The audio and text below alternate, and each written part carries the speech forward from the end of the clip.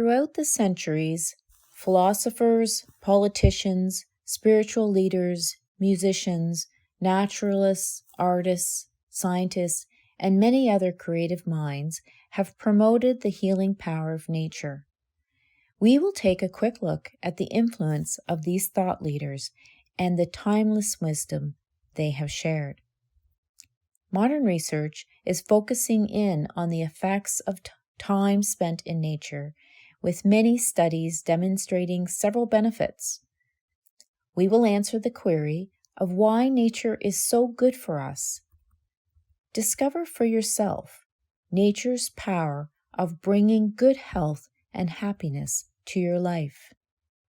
Later today, together, we will experience a 20-minute virtual wander through the forest as we mindfully find our way, noticing fauna and flora and enlivening our senses.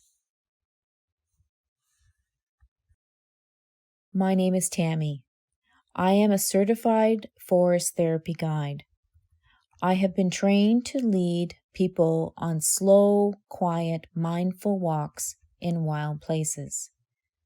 I have been offering this service for more than 5 years, and I have focused to deliver this practice to healthcare workers and seniors.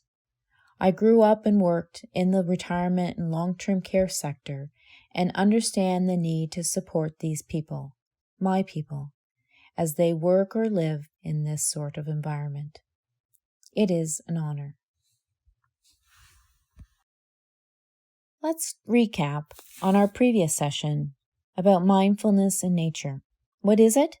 Forest therapy is time spent in nature to slow down, to notice your surrounding with all your senses, and to allow the pace of nature to soothe and comfort you. Why do we practice? Well, there are many proven benefits that bring healing and wellness. And how do we do it? Well, there's a series of invitations that help allow your body and mind to become attuned, focused, and receptive in a mindful way. The focus of forest therapy is to support and improve the well-being of the participant through guided experiences in the forest or other natural settings. As a forest therapy guide, I lead you on a quiet walk and invite you to pause and take notice of your surroundings through a series of invitations. Each invitation is part of a sequence to help you connect with nature in a meaningful, healing way. The benefits include reduced stress and anxiety, improved concentration and creativity, boosted immune functioning, increased feelings of comfort, decreased blood pressure, and overall better mood and restful sleep. We, as a society, have modernized and separated ourselves from nature.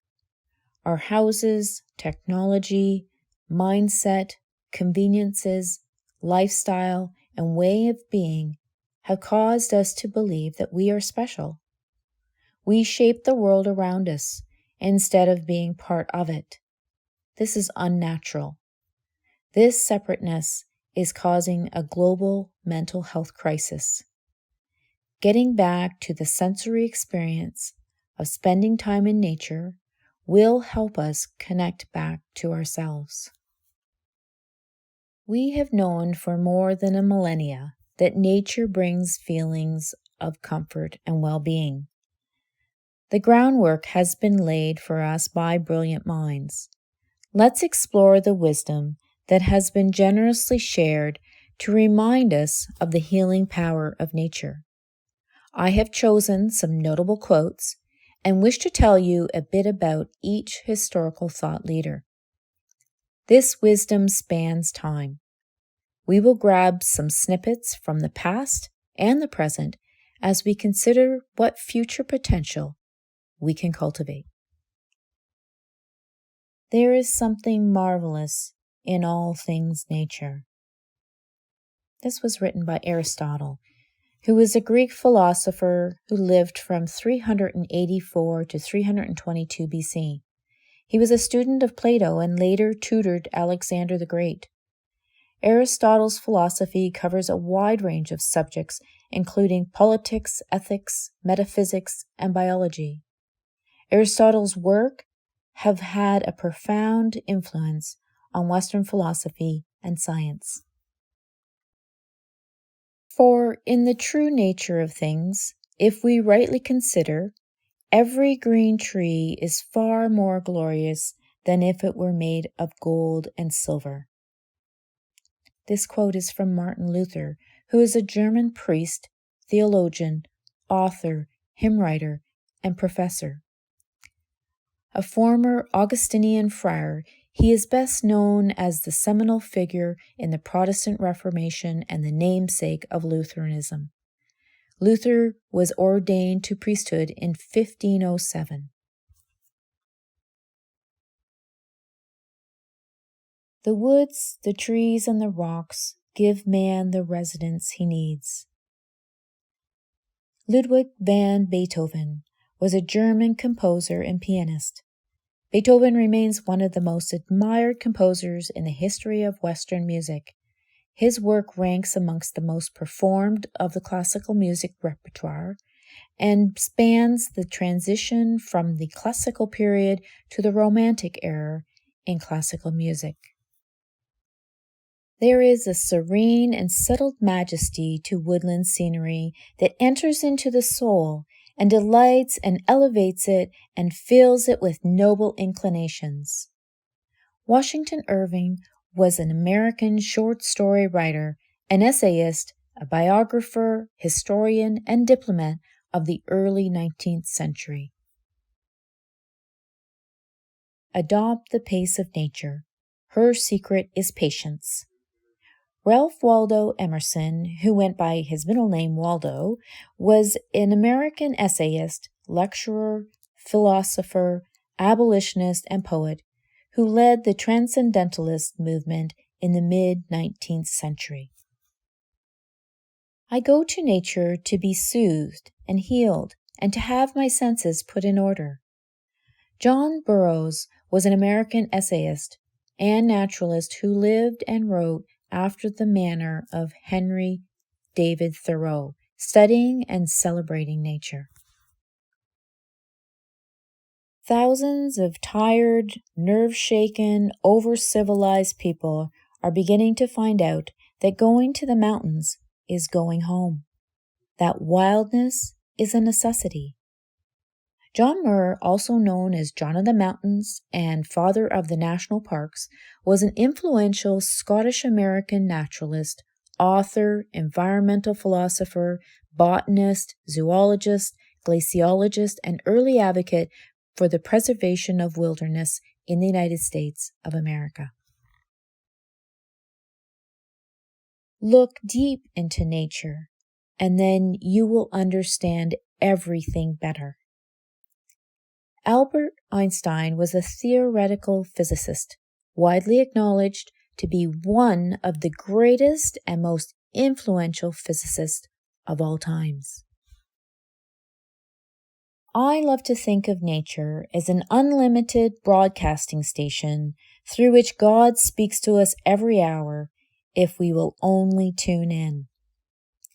George Washington Carver was an American agricultural scientist and inventor who promoted alternative crops to cotton and methods to prevent soil depletion. He was the most prominent Black scientist of the early 20th century. The greener the setting, the more the relief. Richard Louv is an American non-fiction author and journalist. He is best known for his 7th book, Last Child of the Woods, Saving Our Children from Nature Deficit Disorder, which investigates the relationship of children and the natural world in current and historical contexts. There is no medicine you can take that has such a direct influence on your health as a walk in a beautiful forest. Dr. Quinn Lee is a renowned expert on Shinrin-yoku, also known as forest bathing and forest therapy. He has studied at Stanford University. Professor Lee is the world's most foremost expert in forest medicine and immunology. Research shows that nature is therapeutic, promotes general health and well-being, and blue space in both urban and rural settings further enhances and broadens cognitive, emotional, psychological, social, physical, and spiritual benefits. Dr. Wallace J. Nichols is a marine biologist, author, and conservationist known for his work on sea turtles and the ocean. He is also the founder of the Blue Mind movement, which promotes the use of water and nature as a means of improving mental health and well-being. We often forget that we are nature. Nature is not separate from us, so when we lose our connection to nature, we have lost our connection to ourselves. Andy Goldworthy is an English sculptor, a photographer, and environmentalist who produces site-specific sculptures and land art situated in natural and urban settings. We have much to learn by studying nature and taking the time to tease out its secrets. David Suzuki is a Canadian scientist, environmentalist, and broadcaster. Suzuki is best known for his work as an environmental activist and as the host of the long-running television show, The Nature of Things. He has also written numerous books on science and the environment and has received numerous awards for his work in conservation and sustainability.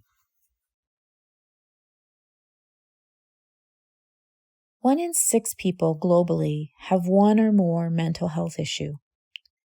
And in Canada, we're reporting that 1 in 3 of us will be affected with a mental health issue within our lifetime.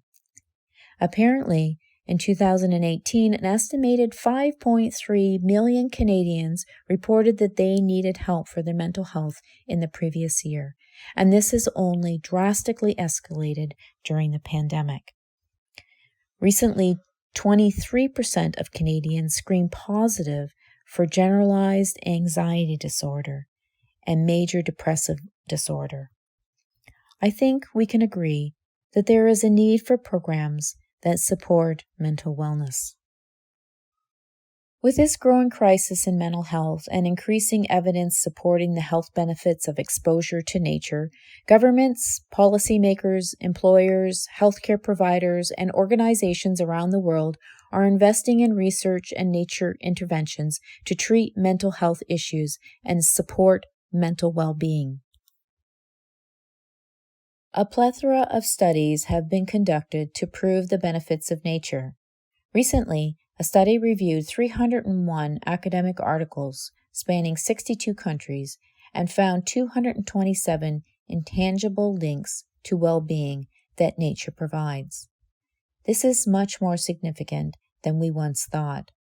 This study found that connecting with nature provides opportunities for recreation and leisure, spiritual fulfillment, personal development, social relations, and aesthetic experiences.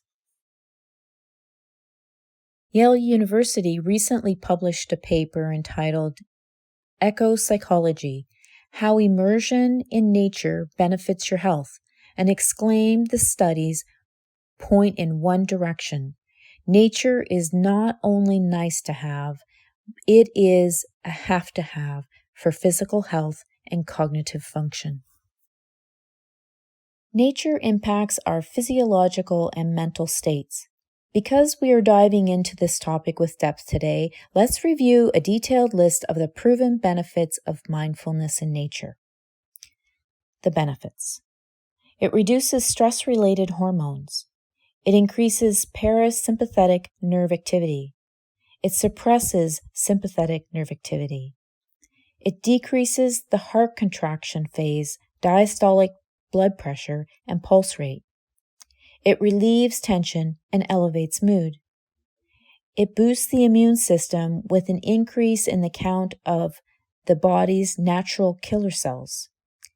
It increases anti-cancer protein production, and it produces restful sleep. There's more. The benefits continue. It alleviates stressful conditions such as tension, depression, anger, fatigue, and confusion. It improves a person's vigor, vitality, and enhances their life energy. It improves subjective symptoms of physical pain. It improves the mood, such as total health and mental health. It reduces systolic blood pressure, diastolic blood pressure, and improves the autonomic nervous system, such as a decrease in pulse rate. And it improves physical condition through exercise and rehabilitation. As a result of all this data, there were several countries that have been early adopters of forest therapy, such as Japan. Japan coined the phrase forest therapy and dedicated more than $4 million to develop a nature program. To date, they have created 65 forest therapy centers in Japan. Let's take a look at what some of the rest of the world is doing. The United States have developed a nature prescription program entitled ParkRx, in which doctors can prescribe exposure to nature as a remedy for physical and mental health issues. Additionally, the association I trained with, the Association of Forest and Nature Therapy, was founded over 10 years ago, and they have trained more than 2,000 guides in more than 60 countries around the world. Australia created a program called Healthy Parks, Healthy People, and it's grown to be a global movement which is helping communities around the world realize the health and well-being benefits of spending time in parks and nature. This program has sparked inspiration in 37 other countries. Australia estimates that it already has reduced healthcare costs by $200 million, and they have also hosted more than 37 million walks. South Korea was another early adopter. They have invested $140 million in establishing a national forest healing center, and they've opened 37 healing forests, making it accessible to most urban areas. They have a lofty goal of training 500 instructors to lead nature walks and to conduct coordinated medical research at 34 separate sites. Finland has been declared the happiest nation in the world. They have invested $16 million in the Green Health and Research Project. The focus of their research has been to investigate the benefits of natural environments available to city dwellers. For example, managed city parks and gardens. The results show that just 15 to 45 minutes in a city park, even one with pavement, crowds, and some noise, were enough to improve mood, vitality, and feelings of restoration. Additionally, they have developed self-guided power trails where 80% of participants have experienced psychological and physiological benefits. Singapore is committed to green spaces. This country spends $150 million to bring more greenery to urban spaces, which has earned them the title of most biophilic city in the world. They have an ambitious goal of ensuring that 80% of its people will live within 400 meters of green space.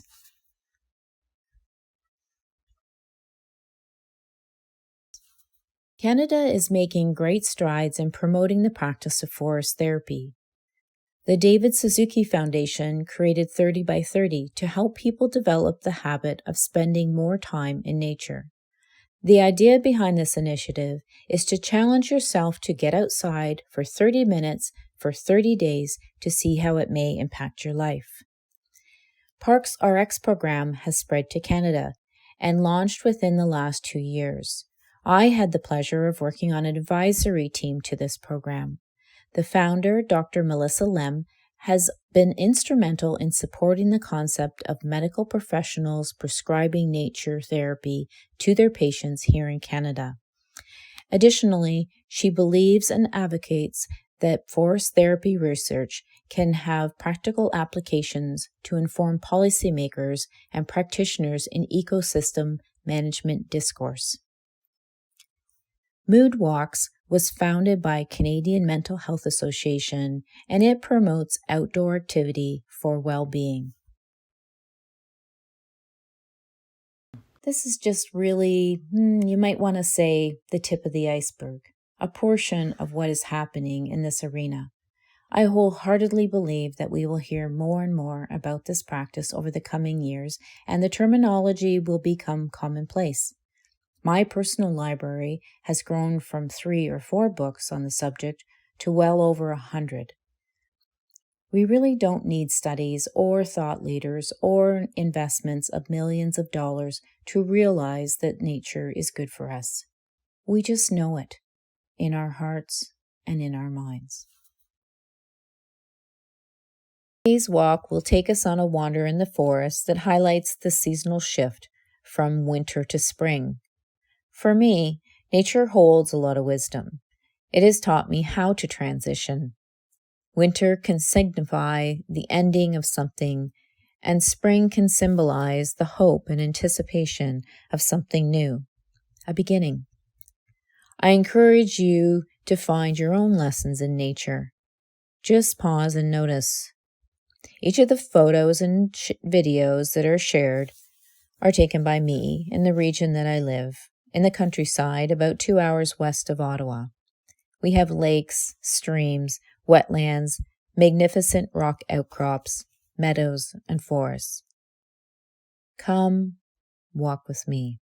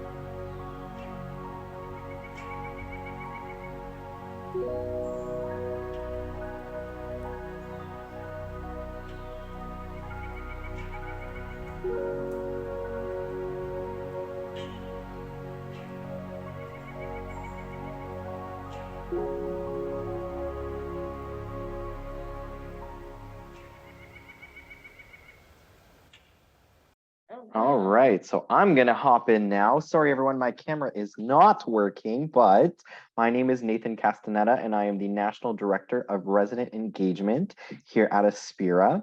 And what greater way can we align than with Taimi and mindfulness? I think that's, sorry if you can hear my little guy in the background. I think that's a phenomenal way to segue into our goals for the future. If you want to go to the next slide there.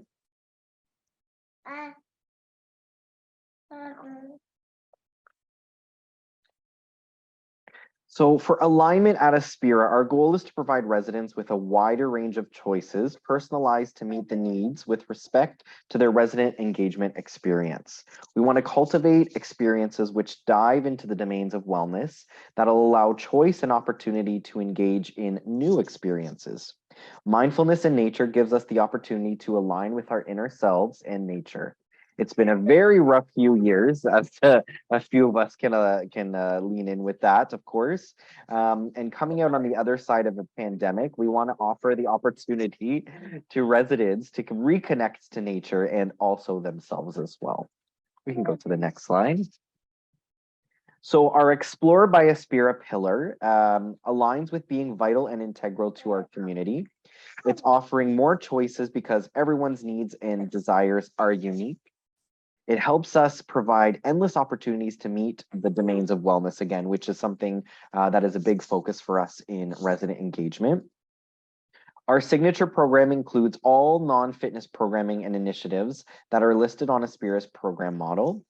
And together with our active pillar, mindfulness in nature fits into all the domains of wellness to create endless possibilities of connection. I can pop to the next one, I believe.